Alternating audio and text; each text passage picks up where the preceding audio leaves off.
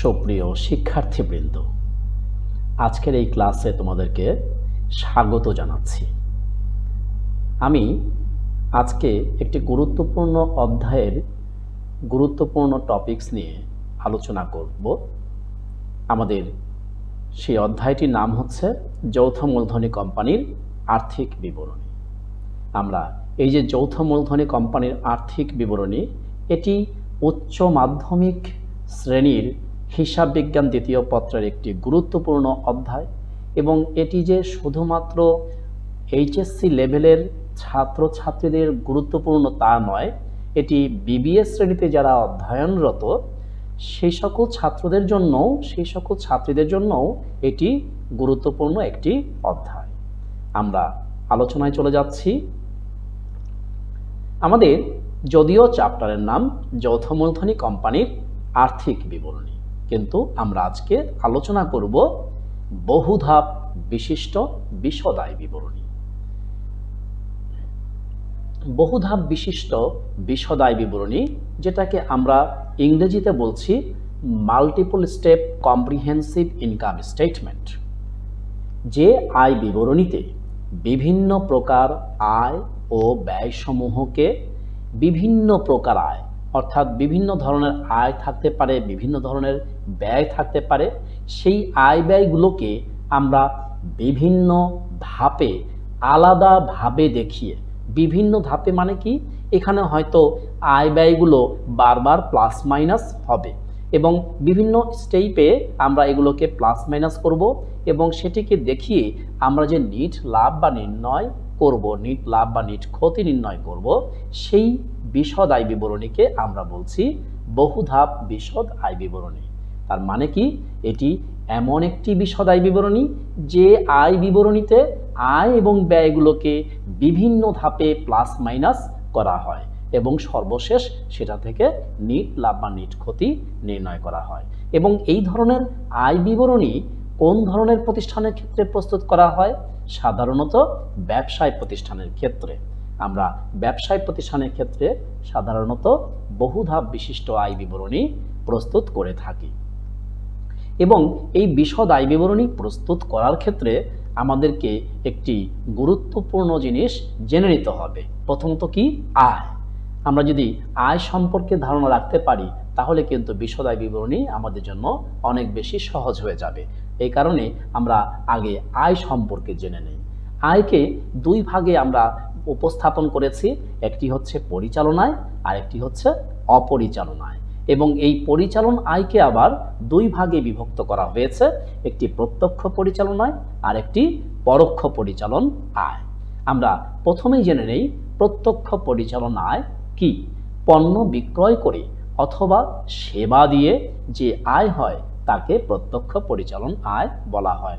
এটাকে আর একটু ইজি করে বলা যায় যে আমি যে বিজনেস করছি সেই বিজনেসের যে আয়ের উপর টিকে আছে, অর্থাৎ যে আয় ছাড়া বিজনেস টিকবে না, সেই আয়টাকে, অর্থাৎ একটি প্রতিষ্ঠানের মূল যে আয়, মূল যে ইনকাম সোর্স, সেটি হচ্ছে পণ্য বিক্রয়। একটি ব্যবসায়ী প্রতিষ্ঠানের মূল ইনকাম সোর্স হচ্ছে কি? পণ্য বিক্রয়। এবং সেই পণ্য বিক্রয় যদি না হয় ব্যবসাটা কি হয়ে যাবে? থমকে যাবে, ব্যবসাটা বন্ধ হয়ে যেতে পারে। তাহলে পণ্য বিক্রয় করে অথবা সেবামূলক প্রতিষ্ঠানের ক্ষেত্রে মূল আয় কি? সেবা আয়। তাহলে সেই ক্ষেত্রে আমরা কি বললাম যে প্রতিষ্ঠানটি মূলত যে আয়ের উপর নির্ভরশীল, অর্থাৎ যেটা দিয়ে তার পুরো প্রতিষ্ঠান চলে, সেই আয়কে আমরা বলছি প্রত্যক্ষ পরিচালন আয়। আমরা এরপর বলছি কি? পরোক্ষ পরিচালন আয়।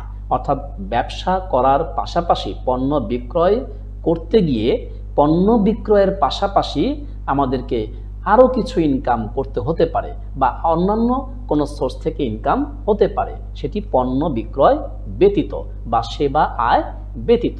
এবং এই পণ্য বিক্রয় ব্যতীত বিজনেসের ফলে যদি আরও কোনো ইনকাম হয়, আরও কিছু আয় হয়, তখন সেই আয়কে আমরা বলবো পরোক্ষ পরিচালন আয়।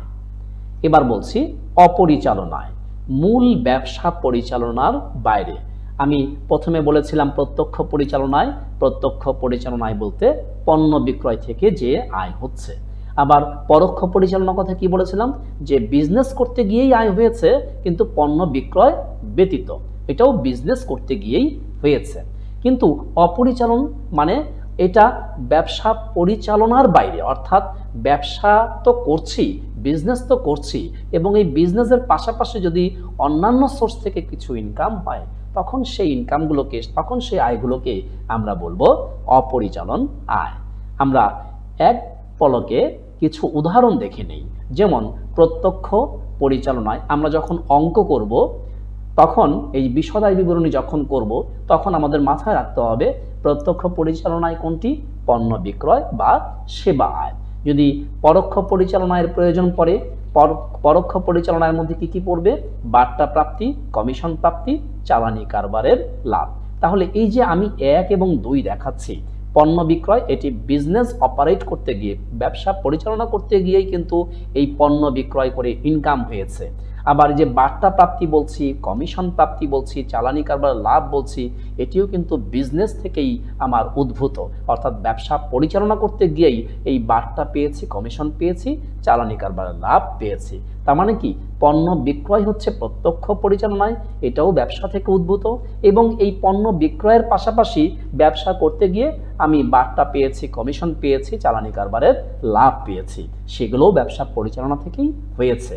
তাহলে পণ্য বিক্রয়কে বলছি প্রত্যক্ষ পরিচালন আয়, আর পণ্য বিক্রয় ব্যতীত অন্যান্য যে আয়গুলো হচ্ছে সেগুলোকে বলা হচ্ছে পরোক্ষ পরিচালন আয়।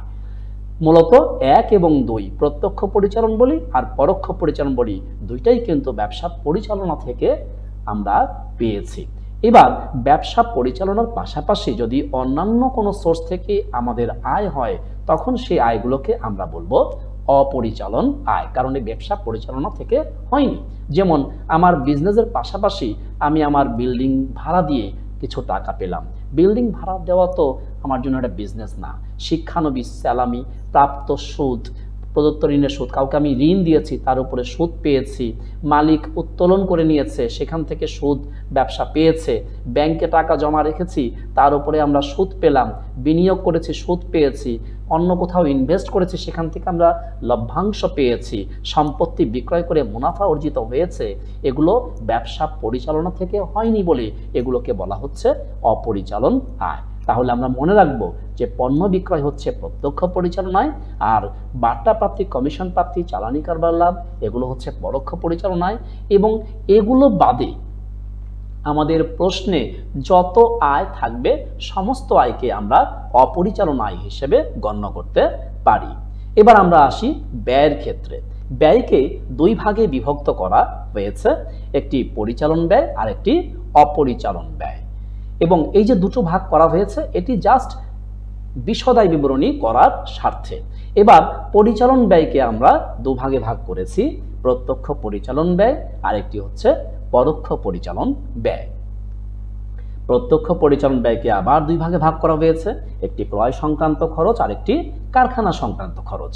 আবার পরোক্ষ পরিচালন ব্যয়কেও 2 ভাগে প্রেজেন্ট করা হয়েছে, সেটি বিক্রয় ও বিতরণ সংক্রান্ত খরচ আর একটি অফিস ও প্রশাসনিক খরচ। এবার এগুলোর মানে আমাদের জানতে হবে। পরিচালন ব্যয়, এর মধ্যে প্রথমটা ছিল কি, প্রত্যক্ষ পরিচালন ব্যয়। কি বলেছি, পণ্য ক্রয় সংক্রান্ত খরচ, অর্থাৎ পণ্য ক্রয় করতে গিয়ে খরচ হবে এবং ক্রয় করতে গিয়ে আনুষঙ্গিক আরো কিছু খরচ হতে পারে। যেমন ক্রয় করতে গিয়ে আমরা পরিবহন ভাড়া দিতে পারি, ক্রয় করতে গিয়ে আমরা শুল্ক দিতে পারি, ক্রয় করতে গিয়ে আমরা মজুরি দিতে পারি। এরকম ক্রয় সংক্রান্ত যত আনুষঙ্গিক খরচ আছে ও কারখানা বা উৎপাদন সংক্রান্ত খরচ, কারখানা বা ফ্যাক্টরি, এই ফ্যাক্টরিতে উৎপাদন চালাতে গিয়ে যে খরচগুলো হয়েছে, তাহলে 2 ধরনের কথা বলেছি, একটি ক্রয় সংক্রান্ত খরচ মানে ক্রয় করতে গিয়ে যে খরচগুলো হয়েছে, এবং ফ্যাক্টরিতে প্রোডাকশন চালাতে গিয়ে যে খরচগুলো হয়েছে সেই সমস্ত খরচকে আমরা বলবো প্রত্যক্ষ পরিচালন ব্যয়। আমরা কিছু উদাহরণ দেখে নেই। এই যে পণ্য ক্রয়, আমি এখান থেকে পণ্য ক্রয় করতে পারি, এটি এক ধরনের ক্রয় সংক্রান্ত খরচ। আমি ক্রয় করতে গিয়ে বিদেশ থেকে যখন পণ্য ক্রয় করে জাহাজের মাধ্যমে আনবো, সেখানে জাহাজ ভাড়া দিতে হবে, তাহলে এটিও কিন্তু প্রত্যক্ষ পরিচালন ব্যয়, কারণ এটি ক্রয় সংক্রান্ত খরচ। এবার আমরা দেখি এই যে শ্রমিকেরা কাজ করছে গার্মেন্টসে, তাদেরকে মজুরি দিতে হচ্ছে। অর্থাৎ কি এটা এক ধরনের প্রোডাকশন, যে প্রোডাকশন চালাতে গিয়ে, উৎপাদন চালাতে গিয়ে আমি মজুরি দিয়েছি। তারপরে আমরা দেখছি জাহাজ ভাড়া।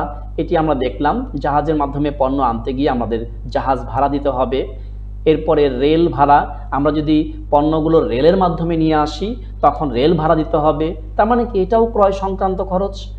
এরপরে আমরা যদি এভাবে এই গাড়িতে নিয়ে আসি ট্রান্সপোর্টের মাধ্যমে, তাহলেও কিন্তু আমাদের এটাকে বলছে কি আন্তঃপরিবহন বা ক্রয় পরিবহন, এটাও আমাদের কি প্রত্যক্ষ পরিচালন ব্যয়। এবার ড্রয়িং অফিস বেতন, উৎপাদন চালানোর সময়ে অর্থাৎ উৎপাদন যখন স্টার্ট করব, উৎপাদনের আগে আমাকে কি করতে হবে, নকশা করতে হবে যে পণ্যটা দেখতে কেমন হবে, কোন ডিজাইনে তৈরি করতে হবে, যেটাকে আমরা বলছি ড্রয়িং অফিস। ড্রয়িং করার জন্য যে লোকটি ড্রয়িংয়ের কাজে ব্যস্ত উৎপাদনের আগে, তাহলে ড্রয়িংয়ের কাজে যিনি ব্যস্ত তাকে তো বেতন দিতে হচ্ছে।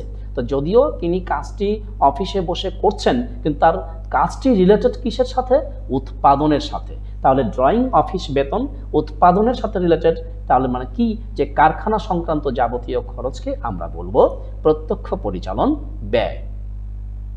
নগর শুল্ক, আমরা এরপরে দেখছি কারখানার ভাড়া, যেমন কারখানা যেখানে আমরা প্রোডাকশন করব, যে বিল্ডিংয়ে প্রোডাকশন করবো, সেই বিল্ডিং যদি আমরা ভাড়া হিসেবে নেই তাহলে ভাড়া দিতে হবে প্রতি মাসে মাসে, এবং সেই কারখানার চালাতে গিয়ে কারখানার বিদ্যুৎ বিল দিতে হবে প্রতি মাসে মাসে, তাহলে এগুলোও তো উৎপাদন সংক্রান্ত খরচ।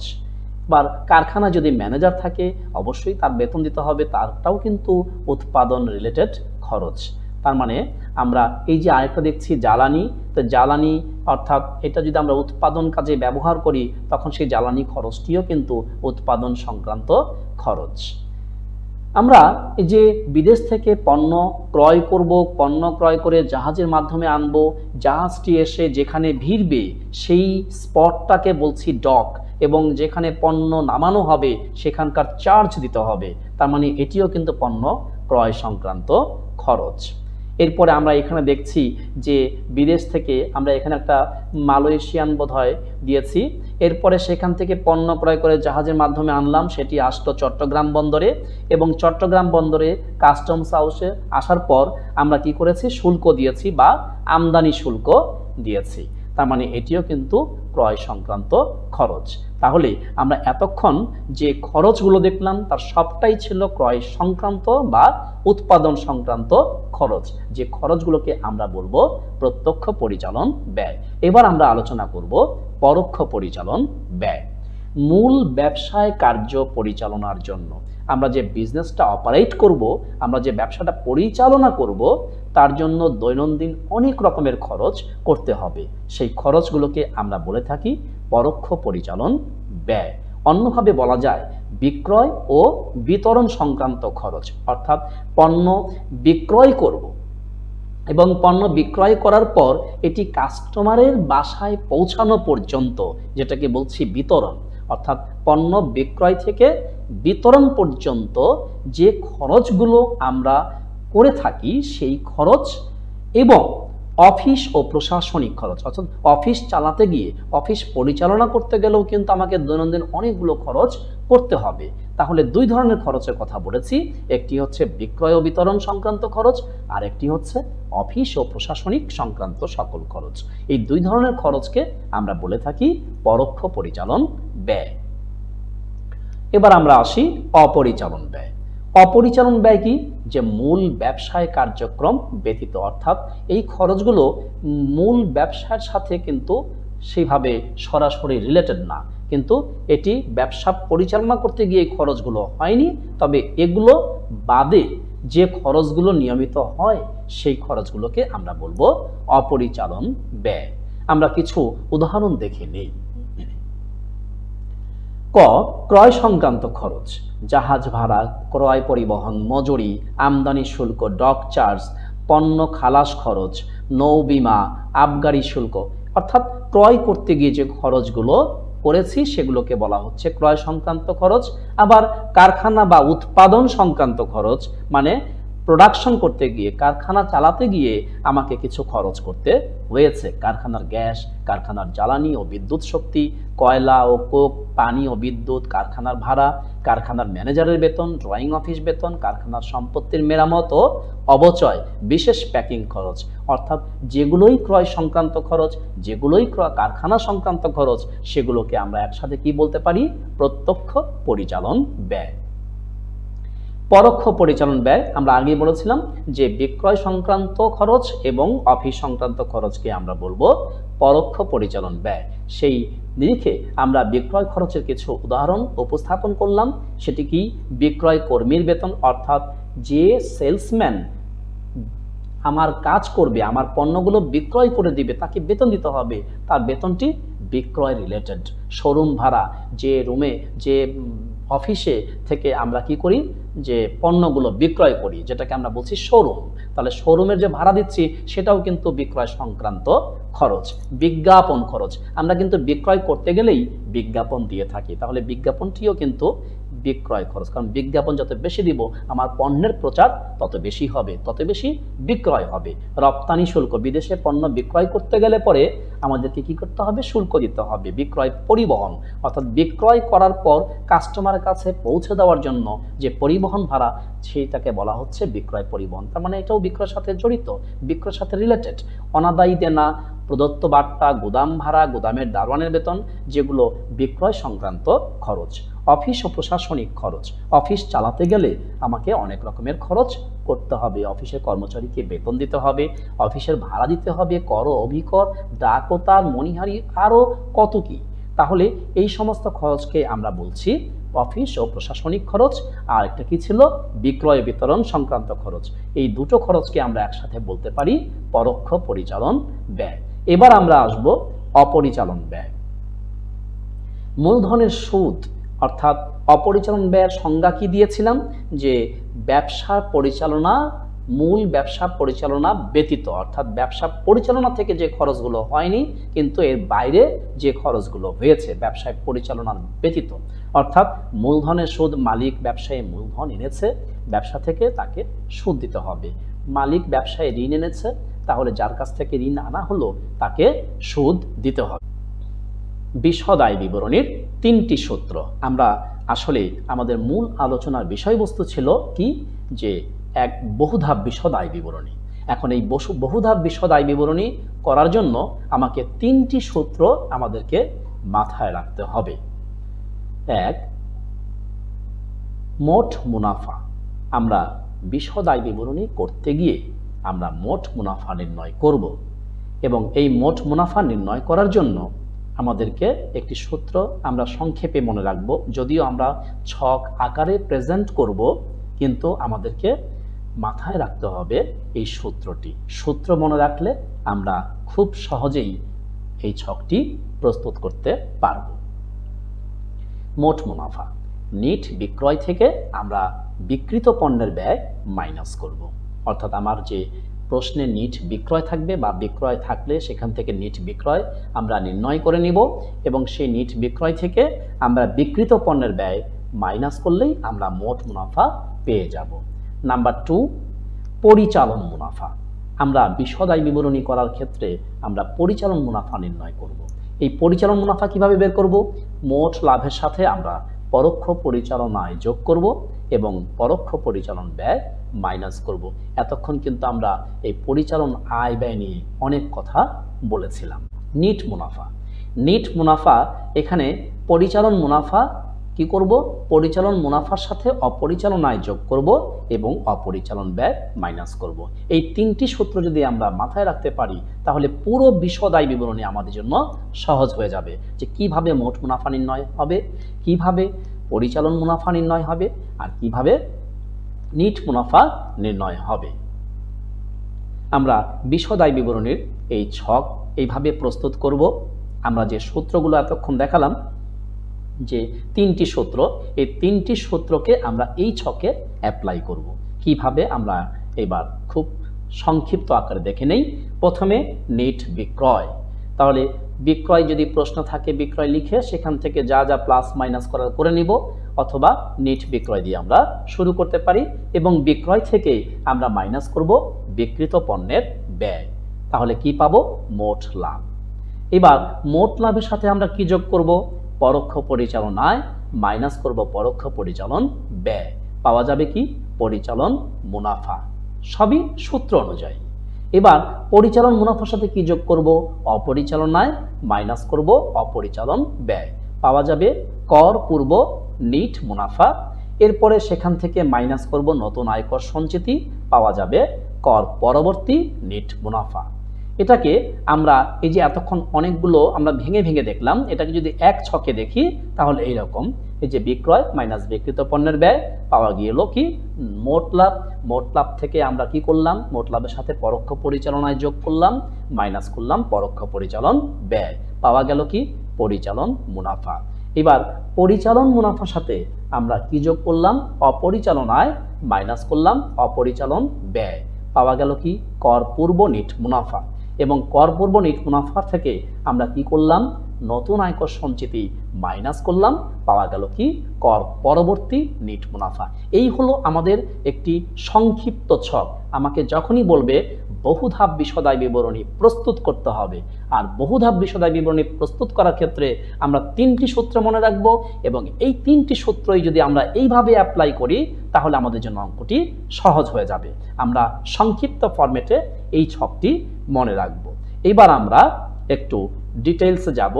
যেমন আমি বলেছিলাম নিট বিক্রয়, কিভাবে নিট বিক্রয় বের করতে হয়, কিভাবে বিক্রিত পণ্যের ব্যয় বের করতে হয়, সেটিকে আমাদের আয়ত্ত করতে হবে। আমরা প্রথমে খেয়াল করি বিক্রয়। আমার প্রশ্নে বিক্রয় দিয়ে আছে, সেই বিক্রয় থেকে কিভাবে নিট বিক্রয় বের করব। আমাকে দেখতে হবে যে বিক্রয় কি? বিক্রয় পণ্য বিক্রয়। এখন এই পণ্য বিক্রয় নিয়ে রেওয়া মিলে বা পণ্য বিক্রয় নিয়ে সমন্বয়ে কোনো কথা আছে কিনা, সেগুলো থাকলে পণ্য বিক্রয়ের সাথে যা যা ঘটনা জড়িত আছে সমস্ত আইটেমগুলো আমরা এখানে প্লাস মাইনাস করে নেব, তাহলেই পাওয়া যাবে নিট বিক্রয়। যেমন পণ্য বিক্রয় আমাদের প্রশ্নে দেওয়া আছে, দেওয়া মিলে আমরা দেখলাম যে রেওয়া মিলে দেওয়া আছে বিক্রয় ফেরত আবার বিক্রয় বাট্টা। তাহলে বিক্রয় ফেরতের কারণে বিক্রয় কমে যায়, তার কারণে আমরা কি করলাম? মাইনাস করে দিলাম। বিক্রয় বাট্টার কারণেও কিন্তু বিক্রয়ের পরিমাণটি কমে যায়, সঙ্গত কারণে মাইনাস করে দিয়েছি। আবার অলিখিত বিক্রয়, সেটি হয়তো সমন্বয়ে ছিল, অর্থাৎ বিক্রয় এখনো লেখা হয়নি, হিসাবভুক্ত হয়নি। তার মানে কি? আমাদের যে বিক্রয়ের পরিমাণটি দেওয়া আছে এটি কম আছে, এই জন্য আমরা কি করব? অলিখিত বিক্রয়কে যোগ করে হিসাবভুক্ত করব। এইভাবে আমরা নিট বিক্রয় বের করতে পারি। আসলে আমি এটা এক্সাম্পল দিয়েছি, বিক্রয় নিয়ে তো আরো অনেক কিছুই থাকতে পারে। তাহলে মূল কথাটা কি? বিক্রয়ের সাথে অর্থাৎ বিক্রয় লেখার সাথে সাথে আমাকে দেখতে হবে যে বিক্রয় নিয়ে রেওয়া মিলে বা সমন্বয়ে কোনো কিছু আছে কিনা, থাকলে পরে সেগুলো প্লাস মাইনাস করে নিলেই আমরা পেয়ে যাব নিট বিক্রয়। এবার আমরা আসি নিট ক্রয়। ক্রয়ের সাথেও একই কথা। কি ক্রয়? পণ্য ক্রয়। তার মানে আমাকে দেখতে হবে যে পণ্য ক্রয় নিয়ে আমার রেওয়া মিলে কিছু আছে কিনা, পণ্য ক্রয় নিয়ে আমার সমন্বয়ে কিছু আছে কিনা, সেগুলো থাকলে আমরা ক্রয়ের সাথে প্লাস মাইনাস করে নেব। যেমন ক্রয় ফেরত, তাহলে ক্রয় ফেরতের কারণে ক্রয়ের পরিমাণ কমে যাবে, এই কারণে ক্রয় থেকে মাইনাস করেছি। ক্রয় বাট্টার কারণেও কিন্তু আমাদের ক্রয় মূল্যটি কমে যাবে না, এই কারণে আমরা ক্রয় থেকে ক্রয় বাট্টা মাইনাস করেছি। অলিখিত ক্রয়, অলিখিত ক্রয় মানে যে ক্রয় এখনো হিসাবভুক্ত হয়নি, এই কারণে আমরা ক্রয়ের সাথে যোগ করে দিয়েছি, কারণ ক্রয়ের পরিমাণ কম আছে।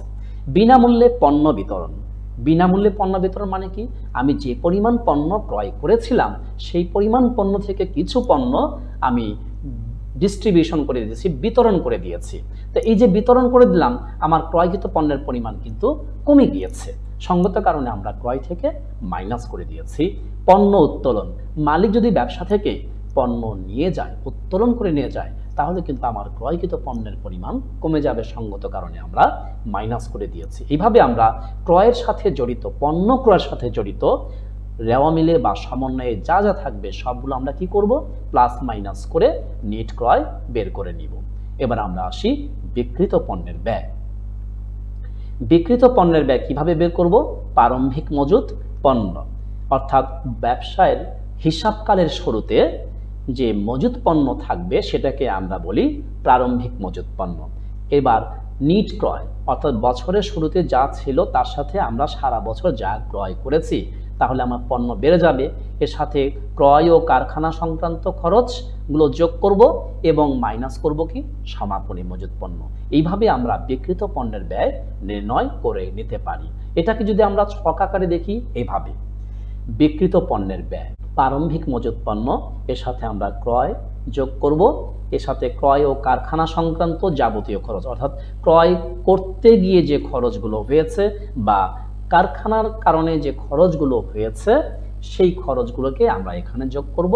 সর্বশেষ সমাপনী মজুত পণ্য মাইনাস করে দিলেই আমরা পেয়ে যাব বিক্রিত পণ্যের ব্যয়। এবার এতক্ষণ আমরা সংক্ষিপ্ত ফরম্যাটে দেখেছি, এবার আমরা একটু ডিটেলস আকারে দেখব। সেটা কি? বহুধাপ বিশদ আয় বিবরণী। প্রথমে আমরা শুরু করব নিট বিক্রয় দিয়ে এবং সেখান থেকে মাইনাস করব বিক্রিত পণ্যের ব্যয়। আমরা এতক্ষণ দেখলাম কিভাবে বিক্রিত পণ্যের ব্যয় বের করা হয়। পাওয়া গেল কি মোট লাভ। আবার এই মোট লাভের সাথে কি যোগ করার কথা? পরোক্ষ পরিচালন আয়।